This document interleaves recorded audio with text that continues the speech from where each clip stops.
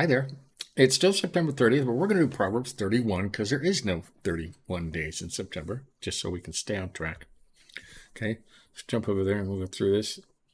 The Proverbs 31 is just the words of King Lemuel. Okay, that is of Solomon, who was called Lemuel, that is of God, because God has ordained him to be king over Israel. And that's the first time I have seen that, okay, that Lemuel was actually Solomon.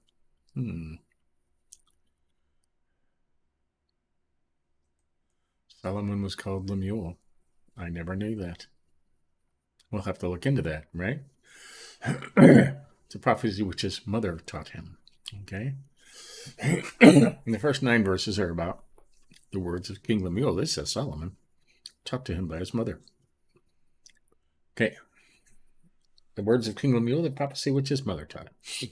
What, my son, and what the son of my womb, and what, O son of my desires? Give not thine strength unto women, nor thy ways, which is to destroy kings. Right? Meaning that women are the destruction of kings if they haunt them. Now, if this truly is Solomon, called Lemuel, then he did not listen to his mother, did he? Or he had 700 wives, and that destroyed the kingdom. Okay. It is not for kings, O Lemuel, it is not for kings to drink wine, nor princes strong drink, lest you drink and forget the decree and change the judgment of all the children of affliction. Right. People in authority should not drink. Do they? Yes, they do. Give ye strong drink unto him that is ready to perish, and wine unto them that have grief of heart. Right.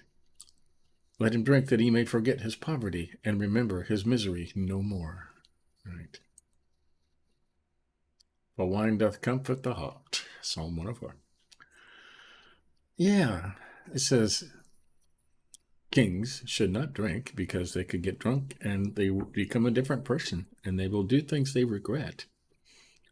But people that are ready to perish, let them drink, okay? And let the ones in poverty,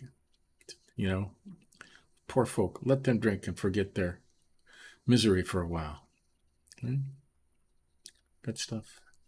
Doesn't say get drunk here, okay? It says let them drink to forget their misery. There's nothing wrong with sitting around a campfire and having a couple beers with friends, okay? 8, open thy mouth for the dumb in the cause of all the children of destruction. Open thy mouth, judge righteously, and judge the afflicted and the poor.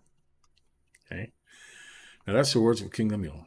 Now this 10 to the end of the chapter, it's like 31. This is an old poem, okay, that also taught to Lemuel, or Solomon, if they say, by his mother, okay? And this was when she wrote it, when she penned it down, it was already several hundred years old, okay? This is an acrostic poem which went according to the letters of the Hebrew alphabet, alpha, beta, delta. And it's about wives, okay? A good wife. I don't think it's about one woman, okay? But I think maybe it was taught to little girls, okay? Who shall find a virtuous woman? For her price is far above the pearls. The heart of her husband trusteth in her, and he shall have no need of spoil. He shall not need to use any unlawful means to gain his living. Right? Won't have to steal. She will do him good and not evil all the days of her life. She seeketh wool and flax and laboreth cheerfully with her hands. She is like the ships of a merchant. She bringeth her food from afar. And she ariseth while it is yet light, and giveth the portion to her household, and the ordinary to her maids. She considereth the field, and getteth it, and with the fruit of her hands she planteth vineyard.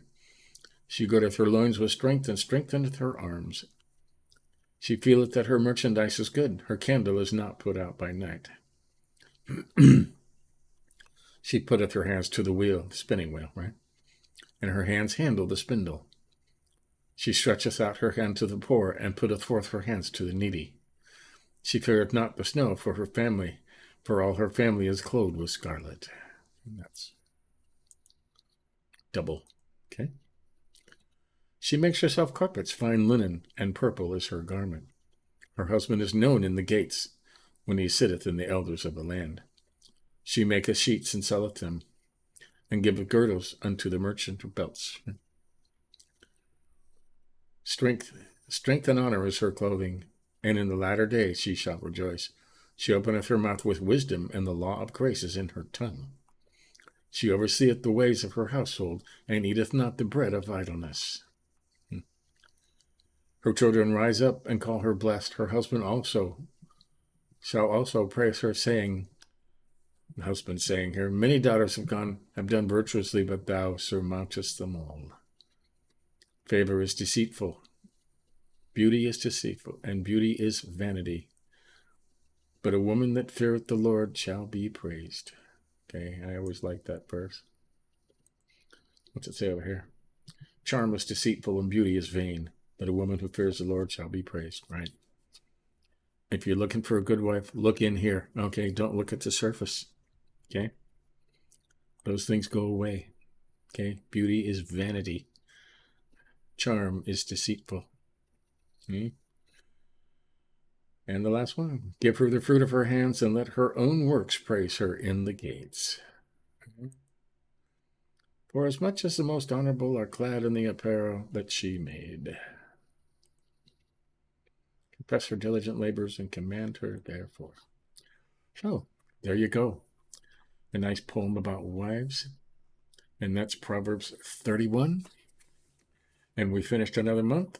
I'm not sure we're going to start it again tomorrow, the 14th time through, and we're going to use, I'm not sure. We might go back to the New International or the New Living Translation or something, but I think I'm going to keep the Geneva Bible over there because I'm getting to like it after studying it for a month, right?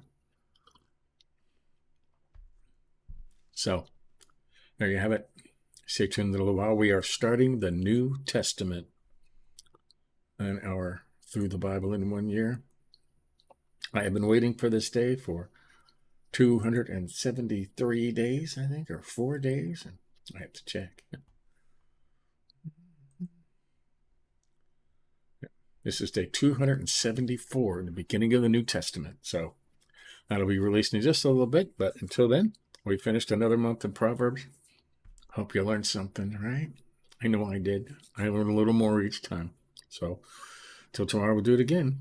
See you then.